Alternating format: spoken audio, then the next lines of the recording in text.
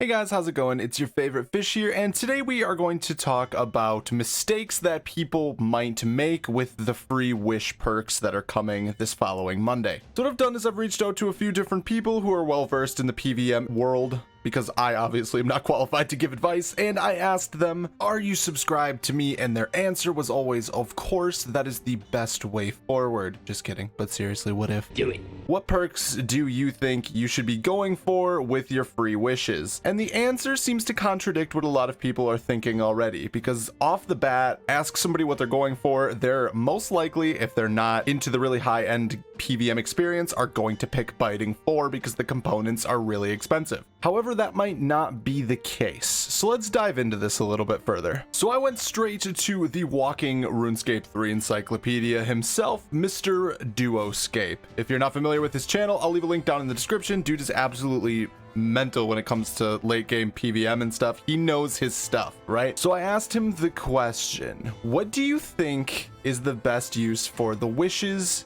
And do you think just automatically going straight for Biting 4 is a good idea? And these are his words up here on screen. Mainly what he's saying is no, do not get Biting 4. The reason for this is because when you disassemble a noxious weapon, you get 20 components, which is enough for, he says, 2.8 Biting 4s or 2.8 attempts at a combo perk. So that really brings the cost of Biting 4 to 54 million, give or take, depending on the cost of the weapon. When you compare it to the other perks that you can get, such as Aftershock 4, Equilibrium 2, that is going to cost you right around 190 mil. So at the end of the day, really, it's a cost versus reward thing. In the end game experience, you will eventually have the money to disassemble a noxious component or farm them yourself with Scavenging 4 and be able to get the Biting perks that you want, whereas the Aftershock 4 Equilibrium 2 cost is going to heavily put a damper on your wallet and cost you a ton of extra GP in the long run. He also makes the point that you'll need a ton of Biting 4s in the future,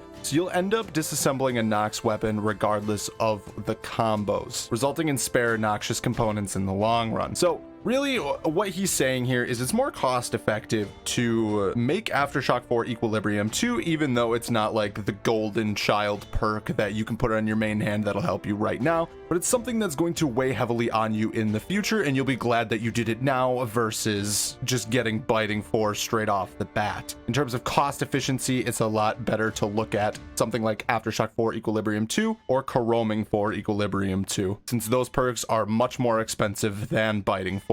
He also makes the point that Biting 4 is only a little upgrade from Biting 3. And this really is the case. You can see it up here on screen. I've got a screenshot of the difference between Biting 3 and Biting 4. On average, your activation chance is 2% higher, and your average hit increase is only right around 1.3%. So essentially you could get away with using Biting 3 on a piece of armor, get your Aftershock 4 Equilibrium 2 rolls out of the way, and then in the future, once you've got money sorted and you've got the money to disassemble a noxious weapon, you can go back and upgrade from Biting 3 to Biting 4, since the increase is very, very slight. He goes on to say one big thing to include: once you commit to Aftershock 4, you need to invest on getting them on everything, meaning all of the switches you're going to use for one particular style. The reason for this is because you don't want to lose your Aftershock stacks. So it's basically more of a, if you get Aftershock, you need to commit to getting Aftershock on every weapon you're going to use for that particular combat style, which you most likely will in the future anyway. So he puts it as Biting 4 is more of a noob-friendly,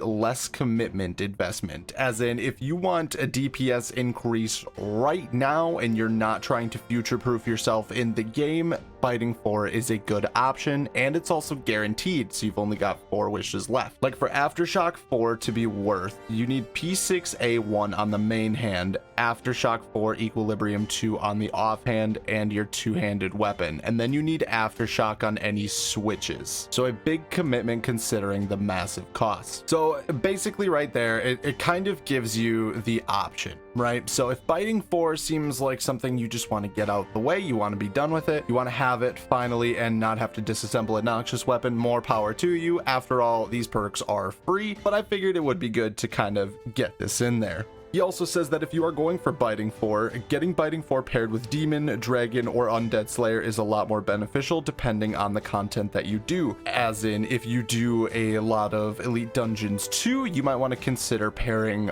Biting 4 with Dragon Slayer. So then I asked the question, if the average player doesn't have a big cash stack, are you supposed to give Aftershock 4 Equilibrium 2 a miss? Or am I saying to use the rolls to get as many Aftershock 4 Equilibrium 2s as possible? He responds with more of a, if you get Biting 4, it's an easy instant increase in DPS, whereas if you cannot kit out Aftershock on all your switches, etc., then there are more of a long-term benefit. He also says, like, it's not worth really going for Aftershock 4 Equilibrium 2 unless you get them all, and the cost of that for each style is like 600 mil. And then I asked the question, so would you say it might be worth considering getting Biting 4 with one wish and then throwing the other 4 into Aftershock 4 Equilibrium 2 for that style? He says it's definitely a choice. I would still always recommend the Aftershock if that's something you will go for in the long run. So let me put it to you like this after all of that back and forth. If you're looking for a DPS upgrade right now and you don't have the cash to buy Biting 4 yourself, grab yourself a Biting 4, and then I would recommend spending the rest of your rolls going for something like Aftershock 4 Equilibrium 2 or Coroming 4 Equilibrium 2. That way you've got the perks there, even if you don't put them on armor, weapons, what have you right now,